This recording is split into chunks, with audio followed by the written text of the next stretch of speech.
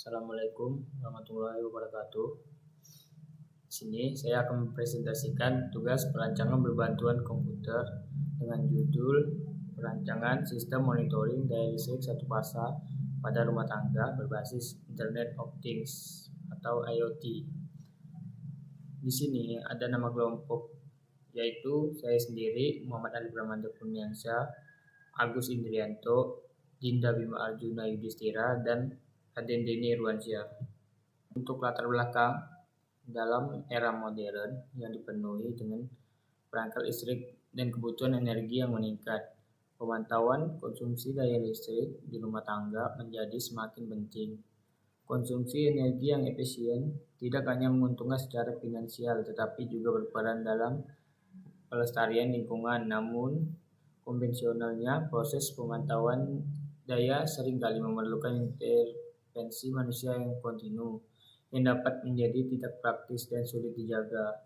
Dalam konteks ini, teknologi IoT menawarkan solusi yang menarik dengan menghubungkan perangkat listrik dengan jaringan internet. Dengan memanfaatkan sensor dan perangkat IoT, pengguna dapat memantau konsumsi daya secara real-time dari jarak jauh dan mengambil tindakan yang diperlukan untuk mengoptimalkan penggunaan energi. Oleh karena itu, perancangan sistem monitoring daya listrik satu fasa berbasis IoT di rumah tangga akan memberikan kontribusi besar dalam meningkatkan efisien energi, mengurangi biaya, dan meningkatkan kesadaran pengguna tentang pola konsumsi energi mereka. Nah, di sini ada tujuan perancangan. Yang pertama itu untuk membuat rancangan alat, sistem monitoring besaran listrik pada alat yang dipakai berbasis IoT. Yang kedua, untuk membuat prototipe dapat mengirimkan notifikasi di Android.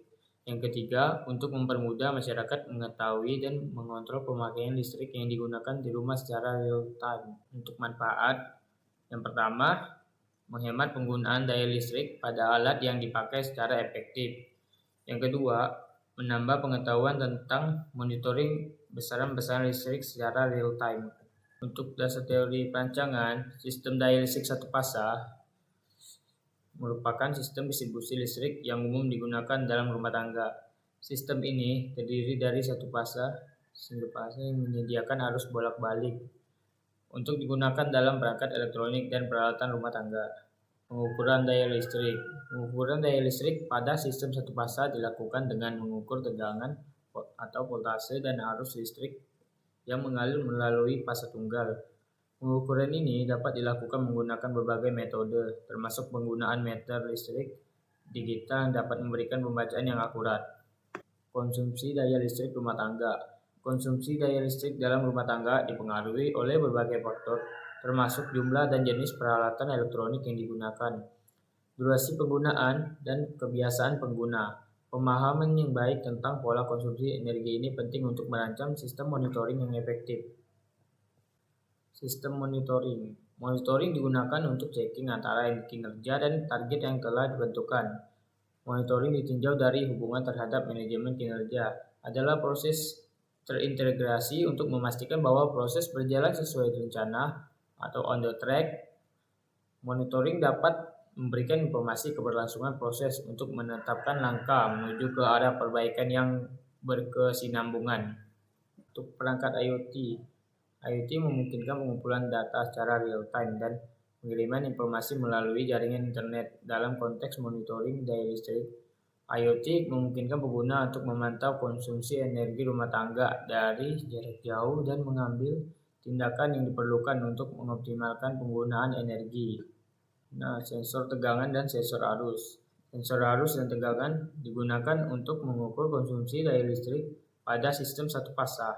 Sensor ini dapat dipasang pada sirkuit listrik utama atau pada setiap perangkat elektronik untuk mendapatkan data yang lebih terperinci tentang penggunaan energi.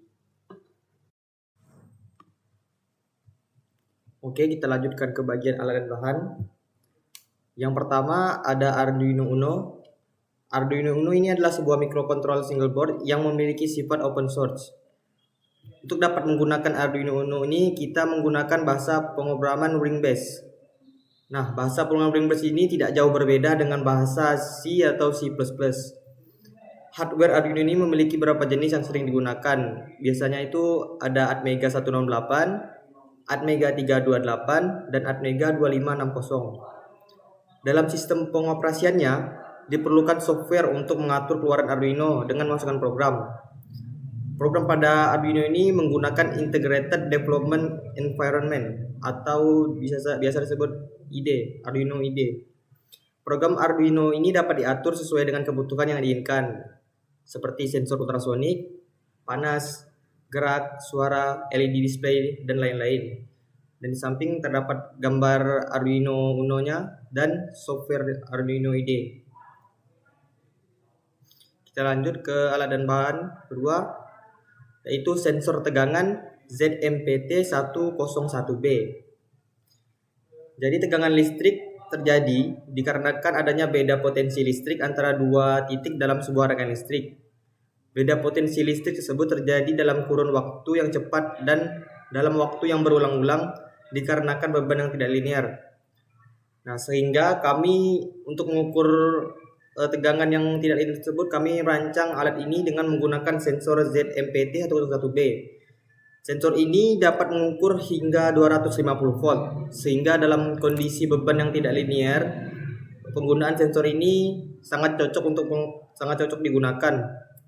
Apalagi dalam proyek-proyek elektronika seperti pemantauan energi listrik atau pengukuran daya yang akan kami buat ini. Kita lanjut ke yang ketiga, ada sensor arus ACS712. Sensor arus ACS712 ini merupakan sensor yang dapat membaca nilai arus pada beban DC dan AC. Sensor ini pada umumnya digunakan dalam pengontrol motor, mendeteksi beban listrik, dan proteksi beban berlebih. Cara kerja sensor ini yaitu dengan membaca arus yang mengalir pada kabel yang terdapat di dalamnya medan magnet. Kemudian medan magnet ditangkap oleh hal efek dan diubah menjadi tegangan proporsional. Selain itu, sensor ACS712 ini dapat mengumpulkan informasi dari arus listrik yang mengalir pada jaringan listrik dan akan diteruskan ke microcontroller. Nah, di samping ada gambar dari sensor arus ACS712 dan ada tabel karakteristik ACS712-nya. Bisa dilihat. Oke, kita lanjut. Selanjutnya ada liquid crystal display atau biasa disebut LCD. Nah, LCD ini berfungsi menampilkan suatu keluaran dari pembacaan sebuah sensor yang ditampilkan menjadi sebuah nilai, teks, dan menu pada microcontroller. Nah, pada perancangan alat kali ini, kami menggunakan LCD dengan ukuran 2x16, yang dimana modul LCD ini tersedia dengan konfigurasi 16 karakter, dan 2 baris setiap karakternya dapat dibentuk oleh pixel. Adapun fitur pada LCD dapat kita lihat, terdiri dari 16 karakter dan 2 baris. Terdapat karakter generator terprogram, memiliki 192 karakter yang tersimpan, dapat diamati dengan mode 4 bit dan 8 bit, dilengkapi dengan backlight. Nah, di samping ada gambar LCD-nya. Oke, kita lanjut ke ini node MCU. Selanjutnya ada node MCU. Pada umumnya, node MCU ini merupakan platform IoT dari pengembangan ESPS 8266 dengan firmware yang berbasis ELUA. Node MCU sendiri dilengkapi dengan micro USB port yang berfungsi untuk melakukan pemrograman. Nah, pada modul node MCU ini juga dilengkapi dengan tombol push button, yaitu ada tombol reset dan flash. Bahasa pemrograman yang digunakan pada modul node MCU ini adalah bahasa Lua yang merupakan package dari ESP8266. Pada bahasa Lua memiliki sistematis logika dan susunan yang sama dengan bahasa C. Dan untuk pengoperasian sendiri, node MCU ini dapat dioperasikan jika terhubung Wi-Fi, sehingga kita dapat mengirimkan informasi yang akan dikirimkan ke server. Untuk gambarnya bisa kita lihat di samping dan karakteristiknya juga ada. Oke, kita lanjut. Yang terakhir ini ada relay. Relay itu merupakan tuas saklar dengan adanya lilitan kawat yang pada batang besi yang berfungsi membuka dan menutup aliran arus listrik yang melewatinya. Relay juga dikenal sebagai komponen yang dapat mengimplementasikan logika switching. Relay dapat bekerja apabila ada arus yang menggerakkannya. Adapun bentuk dari saklar, cara relay kita dapat lihat pada gambar. Oke.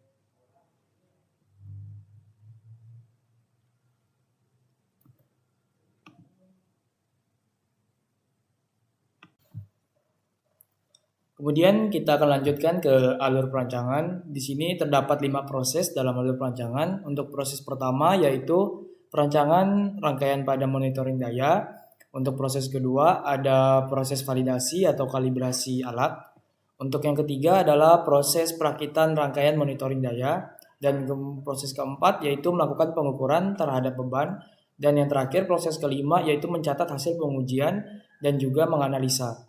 Kemudian untuk slide berikutnya di sini terdapat proses sistem kerja yang dapat kita lihat pada PPT berikut. Kemudian kita lihat juga untuk slide selanjutnya terdapat flowchart atau sistem monitoring. Dan untuk slide selanjutnya di sini ada sebuah rangkaian sistem monitoring yang dapat kita lihat pada slide berikut ini. Dan di sini untuk penjelasan singkatnya pada gambar berikut adalah rangkaian sistem monitoring secara keseluruhan. Terdapat sebuah sensor arus, kemudian ada sensor tegangan, relay, node MCU, kemudian LCD dan juga Arduino yang menjadi komponen pada sistem monitoring tersebut. Sensor tegangan terhubung pada pin analog AO pada Arduino. Kemudian sensor arus terhubung dengan pin A1 pada Arduino, relay terhubung kepada pin, kemudian ada grounding. Untuk node MCU terhubung pada pin digital 102 dan 103 pada Arduino, dan LCD terhubung dengan pin digital SCL dan STA. Kemudian kita lanjutkan. Untuk di sini terdapat pemrograman Arduino IDE yang cukup panjang, mungkin bisa dilihat pada slide berikut ini.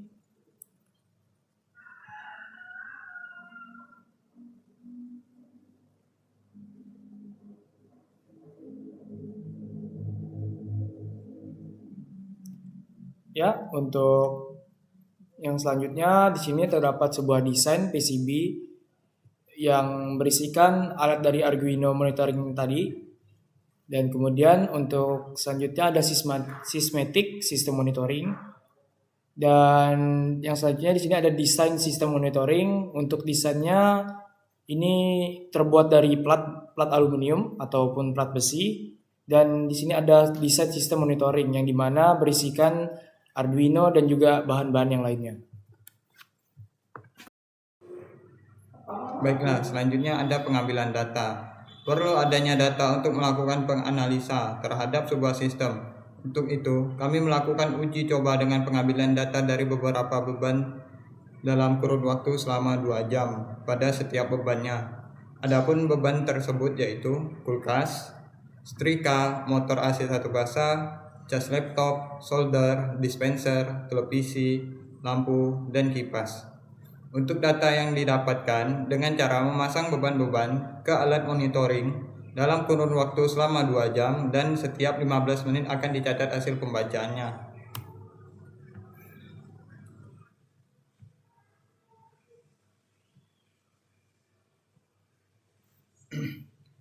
Data yang pertama, kulkas.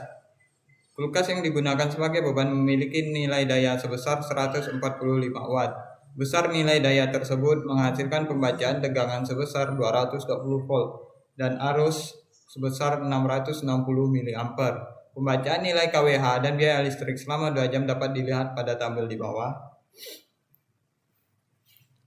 Yang dimana pada 15 menit awal nilai kWh-nya sebesar 0,03 dan biayanya sebesar Rp 48.000 dan 15 terakhir atau 2 jam nilai tegangannya sebesar 0,17 kWh dan dengan biaya sebesar Rp120. Selanjutnya setrika. Setrika yang digunakan sebagai beban merupakan merek Philips, memiliki nilai daya sebesar 278 watt. Besar nilai daya tersebut menghasilkan pembacaan tegangan 219 volt dan arus sebesar 1268 mA. Pembacaan nilai kWh dan biaya listrik selama 2 jam dapat dilihat pada tabel di bawah ini, yang dimana pada 15 menit awal nilai kWh-nya sebesar 0,4 dan biayanya sebesar Rp55, dan pada 15 menit terakhir atau sudah mau mendekati 2 jam nilai kWh-nya sebesar 0,18 dengan biaya sebesar Rp2.274. Selanjutnya, motor AC satu pasang yang digunakan sebagai beban merupakan merek Dyson, memiliki nilai daya sebesar 110 watt. Besar nilai daya tersebut menghasilkan pembacaan tegangan sebesar 219 volt dan arus sebesar 501 mA. Pembacaan nilai kWh dan biaya listrik selama 2 jam dapat dilihat pada tabel di bawah ini, yang mana pada 15 menit awal nilai kWh-nya sebesar 0,03 dengan biaya sebesar Rp38, dan pada 15 menit akhir atau setelah hampir mendekati 2 jam nilai tegangan kWh-nya sebesar 0,19 dengan biaya sebesar Rp310. Kemudian ada cas laptop. Cas laptop yang digunakan sebagai beban merupakan merek HP, memiliki nilai daya sebesar 92 watt. Besar nilai daya tersebut menghasilkan pembacaan tegangan sebesar 219 volt dan arus sebesar 422 mA. Pembacaan nilai kWh dan biaya listrik selama 2 jam dapat dilihat pada tabel di bawah, yang dimana pada 15 menit awal nilai kWh-nya sebesar 0,02 dan dengan biaya Rp33. Dan pada pembacaan 15 menit akhir atau sudah mendekati 2 jam nilai kWh-nya sebesar 0,16 dengan biaya Rp244. Selanjutnya solder. Solder yang digunakan sebagai beban merupakan merek Deco, memiliki nilai daya sebesar 30 watt. Besar nilai daya tersebut menghasilkan pembacaan tegangan sebesar 219 volt dan arus 132 mA. Pembacaan nilai kWh dan biaya listrik selama 2 jam dapat dilihat pada tabel di bawah ini, yang dimana pada 15 menit awal nilai kWh-nya adalah 0,01 dengan biaya Rp10. Dan 15 menit akhir atau sudah mendekati 2 jam nilai kWh-nya sebesar 0,04 dengan biaya sebesar Rp81. Selanjutnya dispenser. Dispenser yang digunakan sebagai beban merupakan merek Philips, memiliki nilai daya sebesar 190 watt. Besar nilai daya tersebut menghasilkan pembacaan tegangan sebesar 220 volt dan arus 158 mA. Pembacaan nilai kWh dan biaya listrik selama 2 jam dapat dilihat pada tabel, yang dimana pada 15 menit awal nilai kWh-nya sebesar 0,02 dengan biaya Rp23, dan pada 15 menit akhir atau sudah mendekati 2 jam nilai kWh-nya sebesar 0,14 dengan biaya Rp178. Selanjutnya televisi. Televisi yang digunakan sebagai beban merupakan merek LG, memiliki nilai daya sebesar 98 watt. Besar nilai daya tersebut menghasilkan pembacaan tegangan sebesar 220 volt dan arus sebesar 449 mA. Pembacaan nilai kWh dan biaya listrik selama 2 jam dapat dilihat pada tabel, yang dimana pada 15 menit awal nilai kWh-nya sebesar 0,03 dengan biaya Rp37, dan pada 15 menit akhir atau sudah mendekati 2 jam nilai kWh-nya sebesar 0,17 dengan biaya Rp295. Selanjutnya lampu, yang dimana lampu digunakan sebanyak 8 buah yang dihidupkan secara bersamaan sebagai beban. Lampu yang digunakan sebagai beban memiliki nilai daya sebesar 200 watt. Besar nilai daya tersebut menghasilkan pembacaan tegangan sebesar 215 volt dan arus 581 mA. Pembacaan nilai kWh dan biaya listrik selama 2 jam dapat dilihat pada tabel, yang dimana pada 15 menit awal nilai kWh-nya sebesar 0,04 dengan biaya sebesar Rp64, dan pada 15 menit akhir atau sudah mendekati 2 jam nilai KWH-nya sebesar 0,36 dengan biaya Rp484. Selanjutnya kipas angin. Kipas angin yang digunakan sebagai beban merupakan merek Miyako, memiliki nilai daya sebesar 40 watt. Besar nilai daya tersebut menghasilkan pembacaan tegangan sebesar 218 volt dan arus 184 mA. Pembacaan nilai KWH dan biaya listrik selama 2 jam dapat dilihat pada tabel, yang dimana pada 15 menit awal 0,01 dengan biaya Rp15 dan pada 15 menit akhir sebesar 0,18 dengan biaya Rp120. Selanjutnya, pengujian sensor tegangan. Pengujian terhadap sensor tegangan bertujuan untuk mengetahui kinerja dari sensor tegangan yang sudah bekerja dengan baik atau belum. Sensor tegangan sendiri akan dipasang ke Arduino Uno sebagai media dari pembaca yang diatur dengan program tegangan yang bisa masuk ke pin ADC Arduino sebanyak 5 VDC. Maka perlu tegangan PLN sebesar 220 volt diubah menjadi VDC. Sensor tegangan JMPT 101B memiliki 5 pin. 2 pin terhubung pada sumber dan 3 pin lainnya terhubung pada 5 volt. Pin pin A0 dan ground. Selanjutnya pengujian kinerja alat dilakukan dengan membandingkan pengukuran nilai tegangan dengan sensor tegangan dan voltmeter. Adapun hasil perbandingan dapat dilihat pada tabel.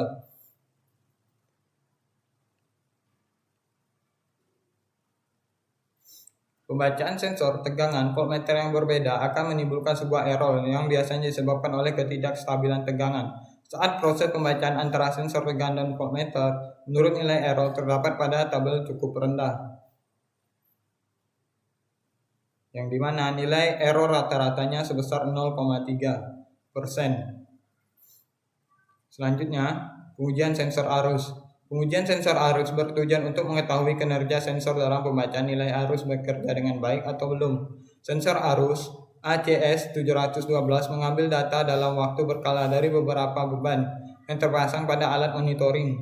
Sensor arus ACS 712 menghasilkan sinyal analog dari pembacaan secara langsung, kemudian diterima Arduino melalui pin sensor arus. ACS712 memiliki 5 pin. 2 pin pada sensor ini terhubung dengan sumber tegangan dan 3 pin terhubung dengan 5 volt. Pin A1 dan ground. Alat monitoring daya listrik menampilkan pembacaan arus dari beban yang terpasang pada jaringan listrik PLN. Perlunya pengujian sensor arus ACS712 dikarenakan untuk mengetahui karakteristik sensor ini bekerja dengan membandingkan pengukuran alat monitoring ampermeter. Beban-beban yang akan diuji sama halnya seperti pengujian pada sensor tegangan. Adapun hasil beban pada pembacaan nilai arus dapat dilihat pada tabel.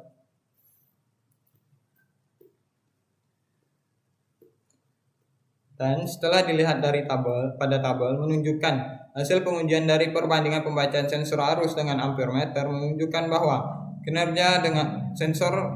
sensor bekerja dengan baik dan memiliki nilai error rata-rata sebesar 0,28%. Nilai error sebesar 0,28%, maka dapat dikatakan bahwa masuk dalam kategori golongan 1 yang artinya memiliki yang tinggi. Monitoring KWH. Nilai KWH pada beban dapat dilihat pada diagram balok di samping.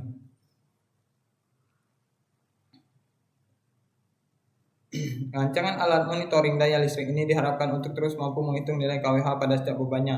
Dari monitoring KWH ini adalah para konsumen energi listrik dapat menentukan estimasi biaya dari pemakaian beban yang terpasang pada sumber listrik PLN. Adapun nilai KWH pada beban yang berbeda bisa dilihat pada grafik diharapkan.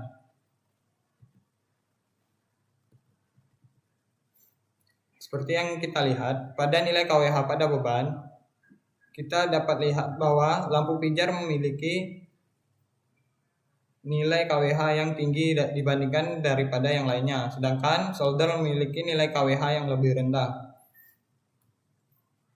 Berikutnya monitoring biaya pemakaian beban pada rupiah. Adapun diagramnya sebagai berikut, yang mana dapat kita lihat bahwa pemakaian biayanya paling besar terdapat pada lampu pijar. Dan pemakaian biaya yang lebih rendah dapat kita lihat pada solder. Sekian paparan dari kami ucapkan terima kasih.